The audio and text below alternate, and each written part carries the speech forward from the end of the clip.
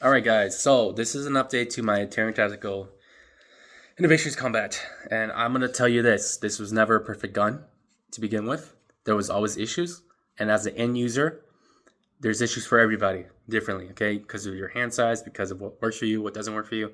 So, I'm just be honest here about everything about this gun. I had mentioned I had gotten some Taylor Freelance backstrap and a magazine well. Issue: magazine well wouldn't help me seat an 18 round magazine into it, so I really had to dig it in there or make sure it was secured in there, especially how big it was, but also how deep it was. That was my issue with the Taylor Freelance mag well.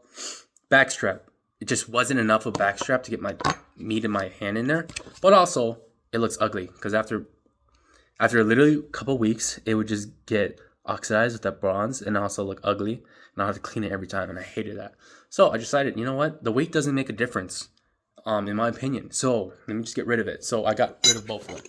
The ounces didn't make a difference in my opinion. It may do for those competition shooters, those experts, but for me as a intermediate gun guy, and I'm gonna be honest, a lot of you guys are intermediate gun guys, it did make a difference to effectively reduce recoil, as I thought. So waste $150 right there. Boom. I'm gonna be honest, that's how it is. I went back with the Canik's regular magwell. Also, it's not bad. It actually looks pretty nice. The color matches, keeps it consistent. I love just keeping it consistent, right? The backstrap, okay? Backstrap issue I had. I had changed it from regular, right, to large, to weighted, back to large, back to regular, and I changed it back to large. It's just after hundreds and thousands of reps of dry fire and also hundreds of thousands of live fire, I'm realizing this is my issue. The regular, right? The issue was when I had put in my, sorry, let me rephrase that. The large one, when I went back to the large, an issue releasing the thumb, with my thumb with the mag release, because I would have to break my grip, right? Break the grip, release the mag, put it in the mag, fix the grip, back in. Milliseconds, I know, but it was annoying. Or I would have to extend my thumb forward to really hope I hit the mag release and exerting a lot of force and then fatigue into my thumb. Man up, Lucky. I know. I could do that too. But I'm talking about what's effective, right? It just was annoying. I went back to the smaller one, okay? Went back to the smaller one, I could reach it, no issue. Another issue I ran into then with the smaller one, I didn't make a right purchase. I couldn't purchase my freaking thumbs or my thumb swell into the gun properly, and so there was always like an empty gap there. So I wasn't consistent with my firearms. That was another issue I ran into, and this is after hundreds of reps. I didn't know this originally. I thought, oh, this is great. Hundreds and thousands of reps later of dry fire, this sucks. So I went back to the large. Now I'm realizing the difference. So I kept with the large. I'm gonna keep with the large. I'm gonna stick with the large, just because I can actually have a nice purchase. Everything's supported, and my grip and everything else aligned exactly how I want it. Yes, it's annoying. It's just my genetics with my medium to large hands about that, okay? And like I said, I'd rather have a consistent grip to maintain my groups than inconsistent to the inconvenience of pressing this mag release. Because in the end, after hundreds of reps, you get better, right? Man up, Lucky. You get better at releasing the thumb release, okay? Or any issue you may have. You're just gonna have to train it into firearm. So yes, I'm like halfway on there. Release, it's fine, okay? And again, this is my issue. You guys may have different issues or may not even have the issue. That's great. But as a medium large hand and the way my fingers were created by God, that is what I've had to encounter with the backstrap encountering with the mag release. Speaking of the mag release, I know you guys will probably agree they don't make a lot of holsters for Canik TTI. I was fortunate enough to have this this holster that from their Safariland is for the SIG P320 optic light. Okay, it's called the 7314 RDS holster. Okay, this so happened to have worked with my Canik. I believe this is the M17 version because I bought the M17 and the M18, and then I didn't like those guns in the end because they were just not my style, to be honest. I still have the M18 now. M17 I traded in for the M18, but whatever. Okay, so this fits. All right, it fits perfectly. Not to mention, it fits with the Allied Tactical thumb rests for the Caniks. Right, I was amazed. I was like, no way does this fit for both of them. All right, I've already made a video. If you guys want to watch that video, you guys could. But I'm gonna mention real quick. There was this groove here, and there was another one right here. As you could see, I filed it down.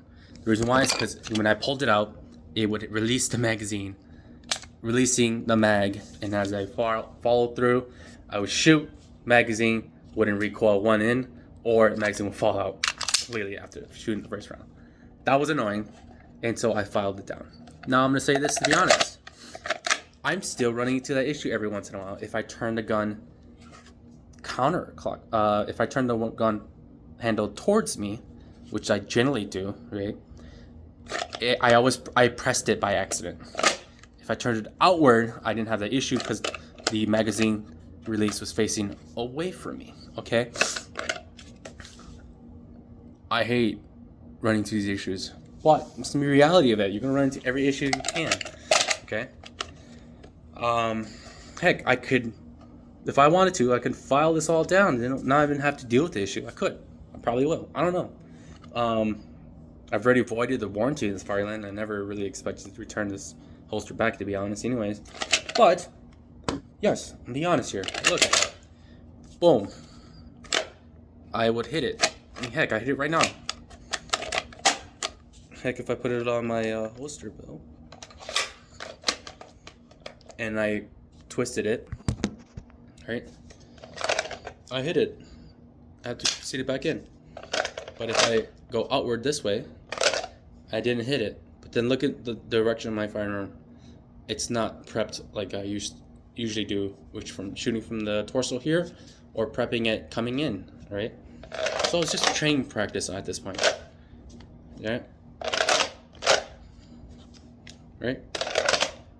I could do straight. Yes, I know I can do straight, right? Boom. Straight in, right? But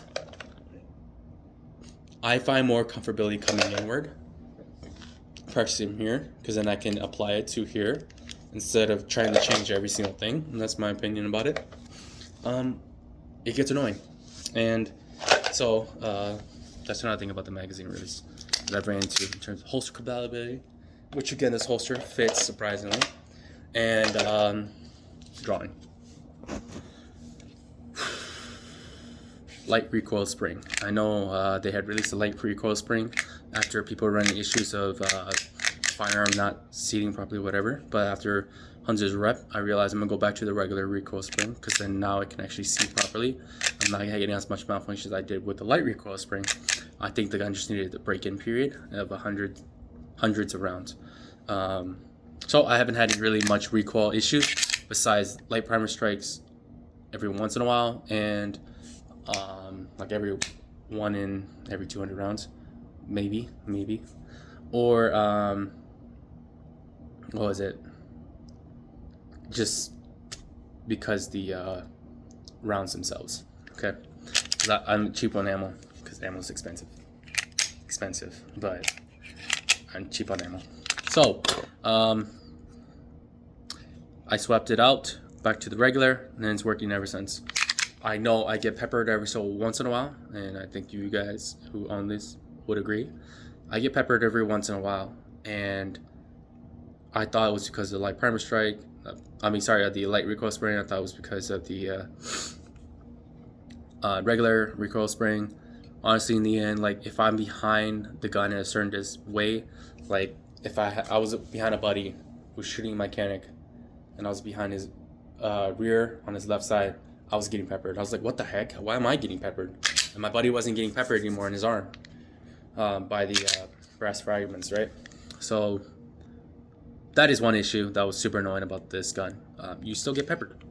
I don't know why. I don't know what the issue is. Maybe they figured out the issue, but I've never really figured out the issue, even looking online.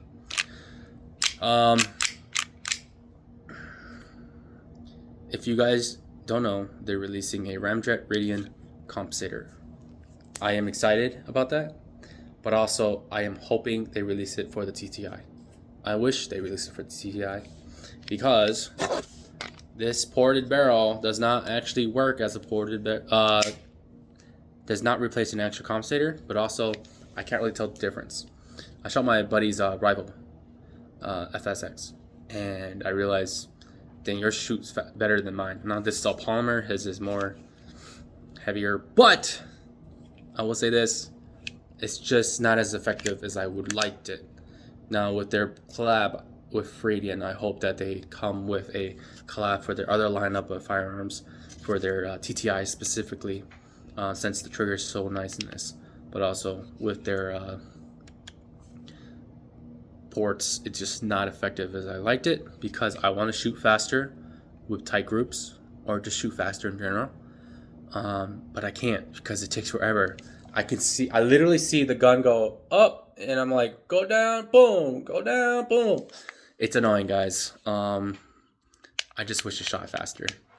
No, I could have done all those other things I already did, but it didn't work for what I wanted, and this works for what I wanted. I just want the barrel to actually be a better compensator.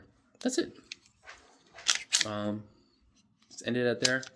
If you guys have any questions, you guys can write in the comments, but these are my gripes and updates with this firearm, and I'll have more gripes.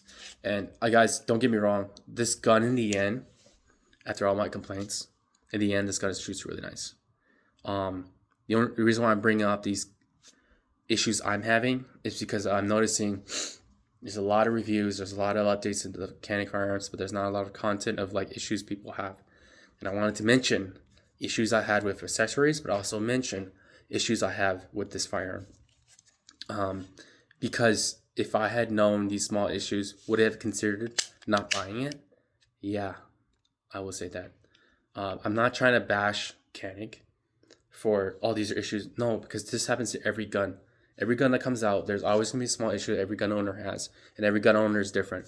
And I just want to be transparent about it on my channel, because I got your 6, right? I really want to be transparent about issues I'm having. And as a gun guy, I think many of you guys out there are law enforcement, military, amateurs, hobbyists with firearms, right?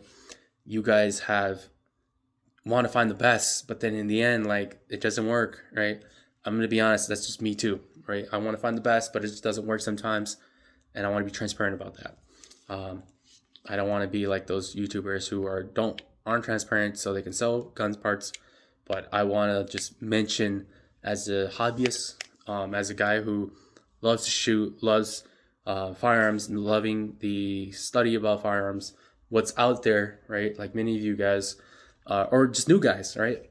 I just want to be transparent about this, and knowing what you guys are getting yourselves into when you purchase firearm, and you purchase accessories, and what works and doesn't work.